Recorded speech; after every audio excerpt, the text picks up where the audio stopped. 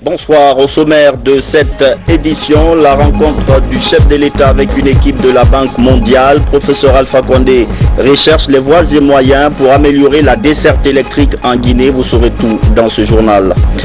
Le verdict tombe ce soir. La Cour suprême a fini d'examiner les requêtes des partis politiques. Les résultats définitifs sont attendus. On fait le point dans cette édition avec Abdoulaye Djibril Diallo. Et puis les efforts de valorisation du parc du Haut-Niger. Des réflexions sont en cours pour la restauration des écosystèmes. C'est toute la sous-région ouest africaine qui montre de l'intérêt pour ce projet. Voilà pour les titres. Merci de nous rejoindre. Vous êtes très nombreux, les oreilles vers la Cour suprême. L'institution proclame ce soir les résultats définitifs des législatives 2013. Nos équipes sont sur place depuis quelques heures pour vous rapporter cet événement. La cérémonie commence tout à l'heure, mais avant, Abdoulaye Djibril Diallo nous fait le point. Suivez. Nous sommes au temple de Thémis, à la Cour suprême de la République de Guinée. Je précise que c'est la plus haute instance judiciaire de la République de Guinée. L'enjeu est de taille. Vous savez que cette institution va proclamer aujourd'hui même les résultats définitifs des élections législatives dans notre pays, la République de Guinée. Ce qui va sonner le glas, mesdames et messieurs, de cette transition. Nous sommes donc dans cette salle d'audience de la Cour suprême de la République de Guinée. L'enjeu est de taille parce qu'une partie importante de l'histoire politique de la Guinée, justement, va se jouer. Comme il est de règles en matière de justice, il y a la procédure, il y a le droit. La procédure voudrait justement que la Cour suprême, d'abord qui en ce moment siège, on ne peut pas vous expliquer où, comment et pourquoi, mais nous savons qu'à un moment donné, justement, les membres de la Cour suprême vont descendre dans cette salle d'audience où ils auront un huis clos avant justement de se retirer pour permettre au public de venir. Ensuite, l'audience publique va se dérouler dans ce temple de Thémis. Vous pourrez suivre toute la cérémonie en temps réel sur la RTG, c'est tout à l'heure. Le document de réforme des services de défense et de sécurité a été présenté ce vendredi au CAS de Bellevue. Ce document prend en compte toutes les réflexions validées pour avoir une armée, une gendarmerie et une police respectueuses des droits humains. Copie du document a été remise au chef de l'État. On fait le point avec Sanassi Keïta. C'est un document de 23 pages. Il traite des questions de réforme des services de sécurité et de défense du pays. Une politique du président de la République avec à la clé l'obtention de véritables forces de défense et de sécurité républicaines qui répondent aux normes nationales et internationales. La politique ainsi élaborée fixe des modalités qui vont régir la gouvernance sécuritaire en prenant en compte les menaces et les opportunités auxquelles la Guinée fait face. Les orientations de cette politique nationale de défense et de sécurité, déterminées selon une approche holistique, inclusive et participative, qui constitue le cadre stratégique de la réforme, doivent permettre d'entretenir et de consolider le lien vital entre les forces de défense et de sécurité et la nation. Il s'agit de permettre à l'État d'offrir à ses fils et filles la protection ainsi que celle de leurs biens, assurer l'intégrité du territoire national, maintenir la cohésion sociale dans le respect de la diversité et de préserver le développement durable du pays. Bien plus, le cadre ainsi développé va dessiner les contours du soutien opérationnel de nos forces envers les efforts de la communauté régionale et internationale dans le maintien de la paix. Pour cela, nos forces de défense et de sécurité républicaines et professionnelles qui promeuvent l'égalité des chances devront disposer de moyens adéquats et suffisants pour accomplir leur mission dans la discipline, le respect de l'éthique et des droits humains définis dans un état de droit. Au cours de cette rencontre, plusieurs volets sont largement évoqués. Parmi eux, on note la présentation des résultats de la révision des recommandations du rapport d'évaluation du secteur de sécurité, l'état d'avancement des activités de la Commission nationale de lutte contre la prolifération et la circulation illicite des armes légères et de petits calibres, le processus de consultation nationale pour l'élaboration de la politique nationale de défense et de sécurité. Les responsables de la commission d'orientation stratégique du Comité national de pilotage de la réforme du secteur de sécurité sont satisfaits des résultats obtenus. L'une des finalités de cette réforme, longue certes, mais indispensable, est, comme vous l'avez toujours souligné, de pallier le dysfonctionnement observé des décennies avant votre arrivée au pouvoir dans le secteur stratégique de sécurité en Guinée. Il s'agit aussi de mettre en place à travers cette réforme une nouvelle politique et une architecture sécuritaire adaptée au contexte de l'évolution de notre société et répondant aux demandes des citoyens en matière de sécurité. La politique nationale de défense et de sécurité de la République de Guinée permettra de relever au moins 3 défis. 1. La définition du cadre institutionnel susceptible de favoriser l'intégration du secteur de sécurité au processus démocratique et développemental global du pays. 2. L'amélioration de la gestion des institutions et l'organe en charge de la sécurité. 3. Le renforcement des capacités des services de sécurité. La politique nationale de défense et de sécurité offrira aux autorités guinéennes la possibilité d'opérer des choix judicieux en matière de vision et stratégie globale de sécurité pour circonscrire la problématique sécuritaire, nature, forme, origine, évolution, en impliquant tous les segments dans le débat pour dégager des stratégies consensuelles, réalistes, cohérentes, adaptables et enfin d'évaluer les besoins et concevoir un programme de mise en œuvre à moyen et à long terme. Les partenaires bi- et multilatéraux du pays sont tout simplement ravis du contenu de ce document qui traite des questions de réforme des services de sécurité et de défense. Alors je pense qu'effectivement, tout le travail qui est fait en ce moment fera date parce que les Guinéens sentiront qu'ils sont dans un autre environnement de sécurité et de défense. Donc il y a le volet la Guinée dans le monde, la Guinée et ses voisins, la Mano River Union, la CEDEAO, le grand effort au sein de la communauté africaine pour le retour de la Guinée. Et il y a la Guinée et elle-même, la Guinée et ses populations, tout ce travail pour faire en sorte que les forces qui portent des uniformes soient des vecteurs de paix sociale et des appuis de cette politique de développement à laquelle nous œuvrons tous côte à côte. Voilà ces réflexions que je voulais, de lecteurs, que je voulais partager avec vous, Monsieur le Président, pour encore une fois souligner le grand intérêt de ce document. C'est une étape qui permet d'aller de l'avant. Je crois que je n'exprime pas que mon point de vue, mais aussi celui d'autres collègues autour de la table. Maintenant, une autre étape qui nous attend, pour laquelle on sera toujours à vos côtés. Dans l'ensemble, je trouve que c'est un document excessivement intéressant pour qu'effectivement la route à suivre maintenant que vous tracez clairement, effectivement, permette effectivement dans les stratégies de réponse, dans les politiques sectorielles, puisse retrouver toutes ces dimensions sans perdre de la richesse de ce document-ci. On voit qu'on a balisé les chemins pour la réforme des secteurs sécurité dans un contexte surtout en souci de cohérence des objectifs. Et ce que je voulais aussi remarquer aussi, c'est cette cohérence d'approche.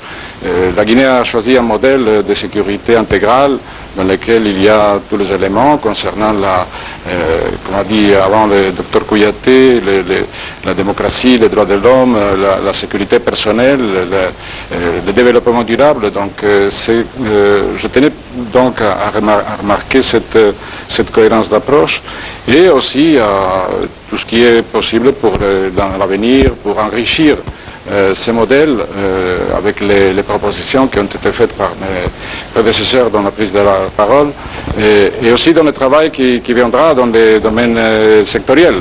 Nous avons déjà eu dans le passé, le mois de juin, des documents. Je tiens surtout à rappeler les documents du ministère de la Sécurité qui pour nous permet aussi de nous aligner vis-à-vis des priorités de la Guinée dans un domaine qui nous semble très important et donc pour nous permettre de continuer à travailler dans l'avenir, dans le soutien de la réforme des secteurs sécurité. Le président de la République renouvelle sa volonté de tout mettre en œuvre pour faire des forces de défense et de sécurité guinéennes de véritables forces républicaines au service exclusif de la République.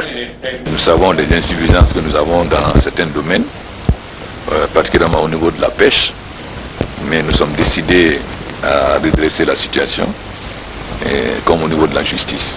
Nous sommes très heureux que malgré les sacrifices immenses qu'on a demandé aux forces armées, qu'elles aient pu accepter ces sacrifices. Ce n'est pas toujours facile. Mais cela montre aujourd'hui, si les Américains et les Français peuvent équiper un bataillon, c'est que l'armée guinéenne, quand même aujourd'hui, répond à d'autres critères qui n'étaient pas les critères d'hier. Donc, c'est difficile, mais les difficultés sont suivies après par le positif. Donc, je remercie tous les partenaires, je remercie les différents comités techniques qui ont travaillé, les différents partenaires bilatéraux et multilatéraux, et j'espère que vous allez nous accompagner pour que, après avoir posé le premier jalon qui est la politique nationale, vous puissiez nous aider à monter les autres escaliers. Tout semble donc bien parti pour la réforme des forces de défense et de sécurité avec ce document de 23 pages. Un document qui aborde les grandes lignes d'une politique réelle de réforme des services de sécurité. La préservation de la paix civile et sociale et de la sécurité humaine. La préservation des acquis démocratiques et des droits humains, ainsi que le développement durable sont les grands enjeux de cette réforme des services de sécurité et de défense. On ouvre le carnet d'audience à la présidence de la République. Le chef de l'État a reçu l'envoyé spécial du Premier ministre de la Nouvelle-Zélande. Les entretiens ont porté sur le renforcement de la coopération entre les deux pays. Professeur Alpha Condé assure que la Guinée est ouverte à toute proposition allant dans le sens de son développement. Compte rendu d'audience, Mohamed Lamine Souma, Doudou Traoré. Sarah Denise est l'envoyé spécial du Premier ministre de Nouvelle-Zélande, porteuse d'un message au président Alpha Condé.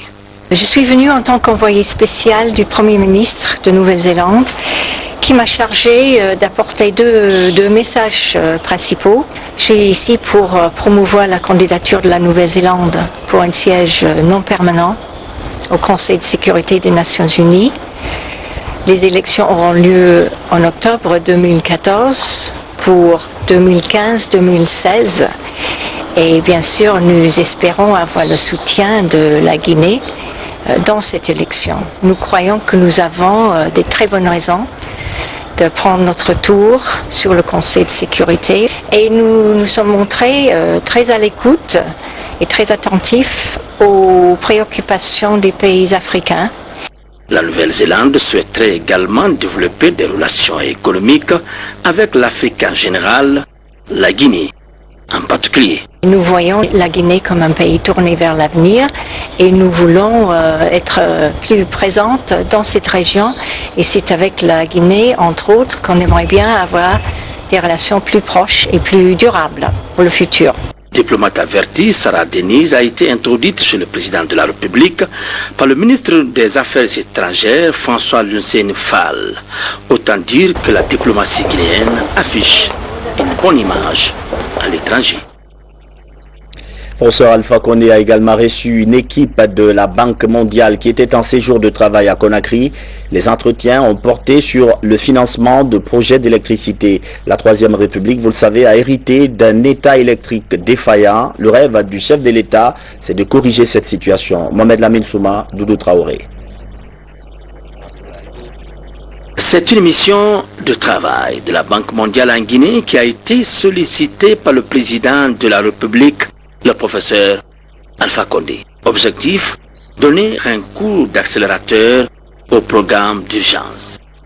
Le volet sur lequel on a pu échanger pendant cette mission, c'est la préparation de la conférence d'Abu Dhabi qui aura lieu du 24 au 25 novembre prochain. Nous voulons que ce soit une conférence qui soit un succès total, mobilisant l'ensemble des investisseurs en faveur de la transformation de l'économie guinéenne pour qu'elle crée plus de prospérité et plus d'emploi, notamment pour les jeunes Guinéens.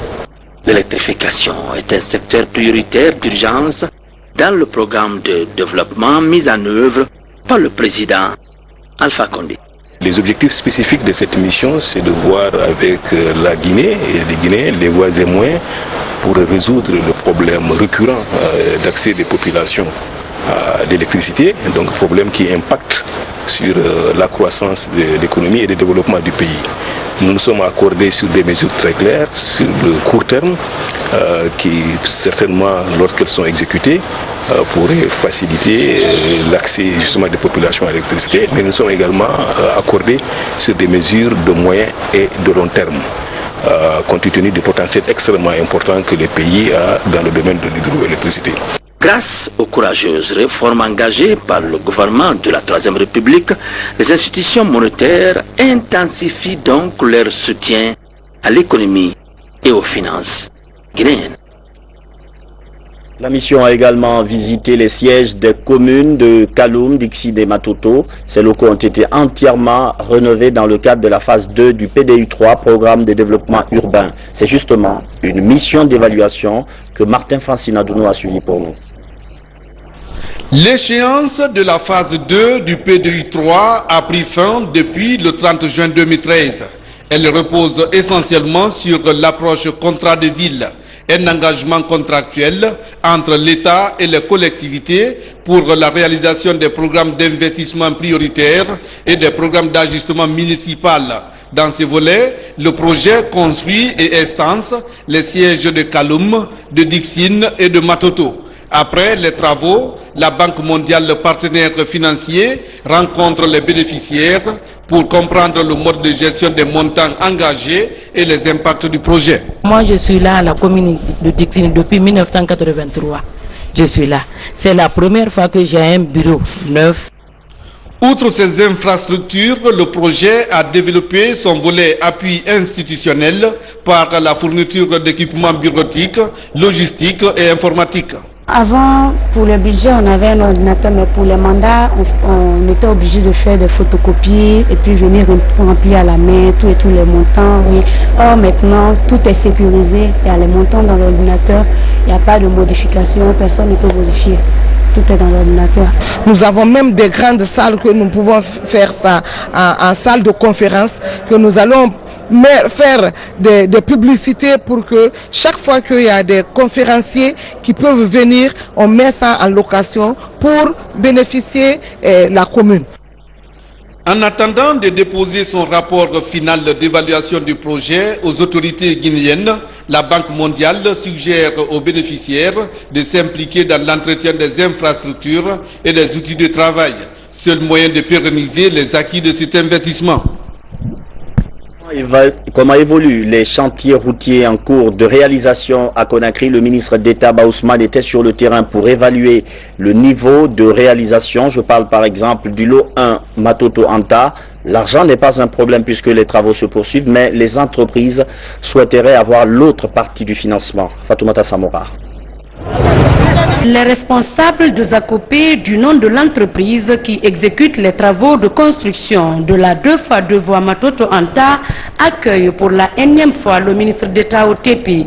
Ba Ousmane est plutôt préoccupé à comment maintenir la circulation sur les voies adjacentes avant l'achèvement du chantier. L'achèvement des travaux est aujourd'hui tributaire du paiement d'un montant de 9 milliards de francs guinéens. Quant à la bretelle Anta Symphonia, Ba Ousmane est satisfait de la réalisation de ce axe routier et de son ouverture à la circulation. Le même motif de satisfaction est ressenti sur la transversale numéro 5 Sud. Malgré le retard accusé dans le paiement des acomptes, la compagnie sahélienne d'entreprise poursuit les travaux. Ici, l'heure est à l'application de la dernière couche de béton bitumineux sur la bande de roulement. Ces travaux sont presque à leur terme sur la section courante. Nous finirons l'enrobé dans 2 jours. Il va nous rester à faire les trottoirs en enduit superficiel. Il y a des travaux confortatifs qui devraient être faits. Nous attendons toujours le maître d'ouvrage pour pouvoir nous permettre d'avoir les financements. Du reste, les entreprises en charge de l'exécution des travaux du lot 1 Matoto-Anta, de la T5 Sud et de la bretelle Anta Symphonia souhaitent la mise à disposition des fonds nécessaires à l'achèvement des travaux avant le démantèlement des chantiers.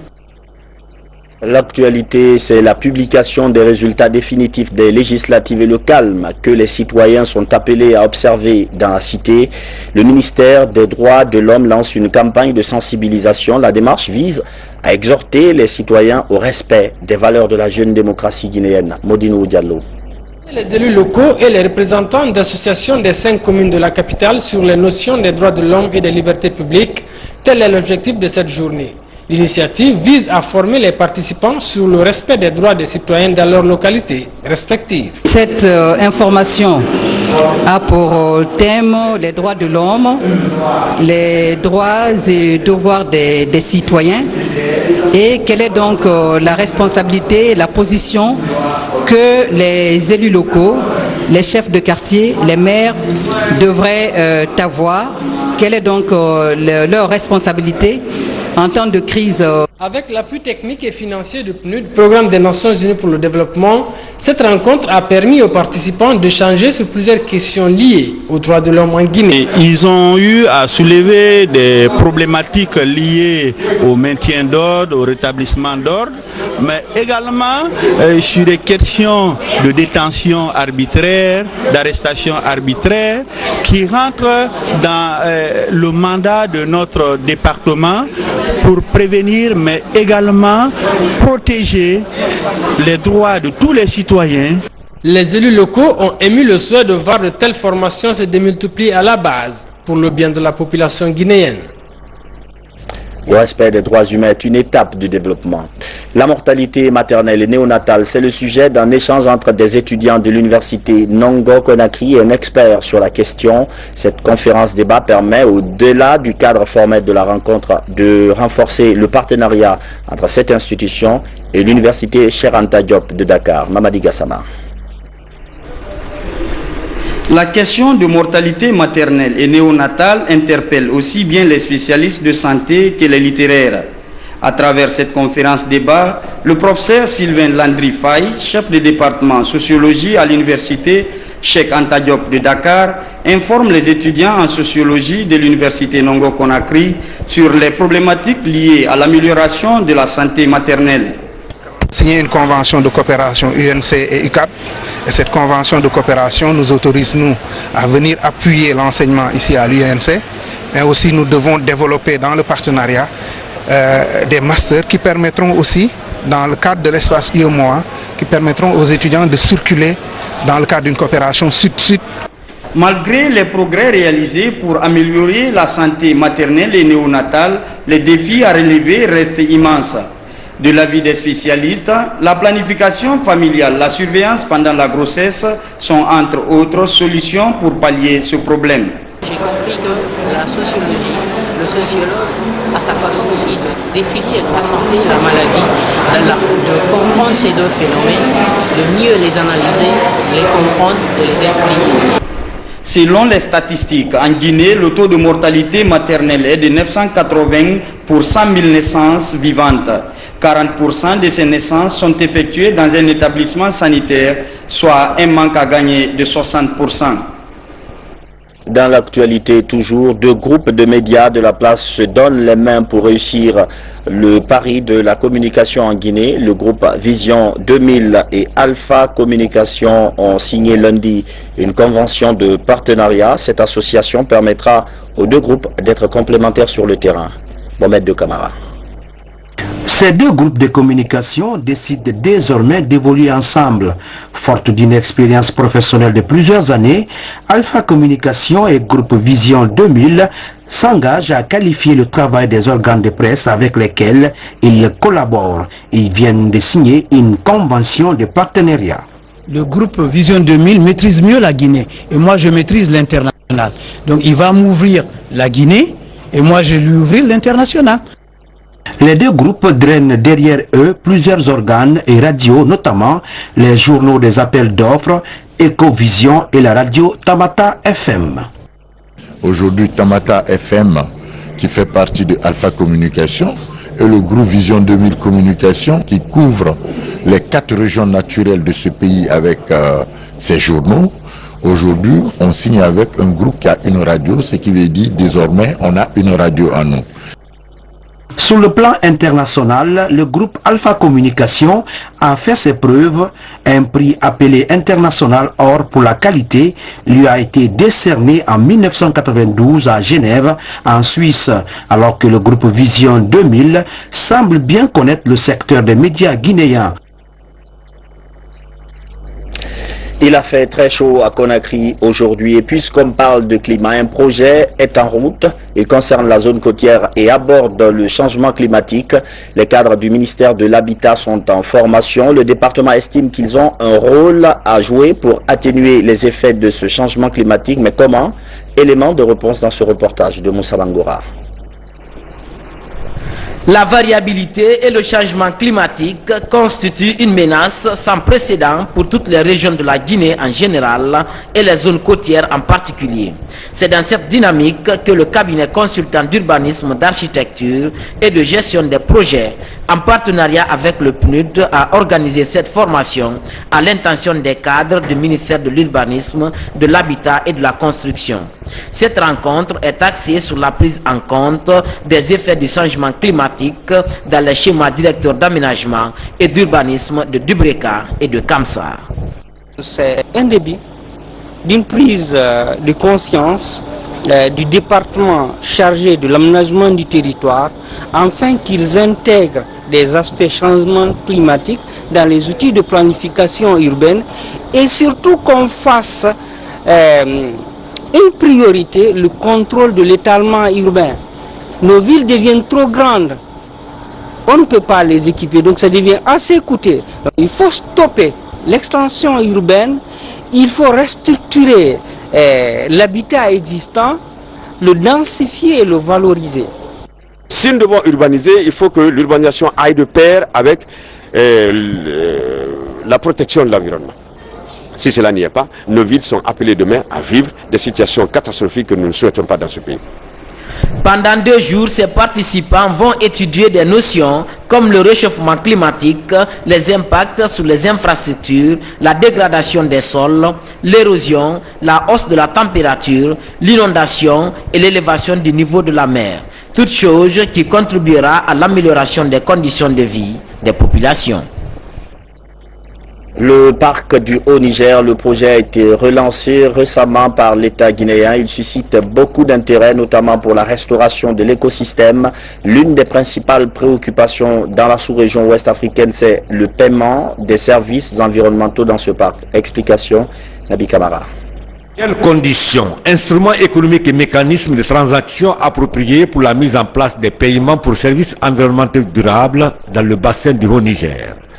La réponse à cette question est essentielle pour l'Union internationale pour la conservation de la nature, UICN, et l'initiative pour la réduction de la pauvreté et la gestion de l'environnement, PREMI. Ces deux institutions estiment que cela pourrait aider à la valorisation de l'ensemble des résultats de l'étude sur l'évaluation économique des biens et services des écosystèmes dans le Haut-Tinquisso et les instruments économiques durables des écosystèmes naturels dans l'ensemble du bassin du Haut-Niger. Le problème se pose en termes d'urgence quand on sait les menaces qui pèsent sur les écosystèmes. Et c'est une préoccupation tant au niveau national qu'au niveau sous-régional qu'au niveau international. Et c'est pourquoi, de part et d'autre, chacun se préoccupe à élaborer une stratégie de gestion de ces écosystèmes. Tous les acteurs sont ainsi interpellés pour réfléchir à cette question d'actualité, car elle va grandement contribuer à la formulation d'un programme pilote de mise en place des paiements pour services environnementaux dans le Haut-Niger, un bassin dont l'importance est capitale pour l'Afrique de l'Ouest. Nous sommes là pour mettre les acteurs en dialogue, pour leur proposer des outils, des méthodes que eux-mêmes ils vont mettre en œuvre pour leur propre compte, au bénéfice de la Guinée, du bien-être des sociétés du bassin du Haut-Niger et au bénéfice de tous les pays qui sont en aval de la Guinée le long du fleuve Niger. Autant dire que si nous voulons aller au développement durable, il faut que tous les acteurs concernés, à savoir les communautés locales, secteur public et privé, s'impliquent dans l'élaboration et l'application dans certains sous-bassins du Haut-Niger. C'est la fin de cette édition d'information. Merci de votre fidélité à la télévision nationale. Bonsoir.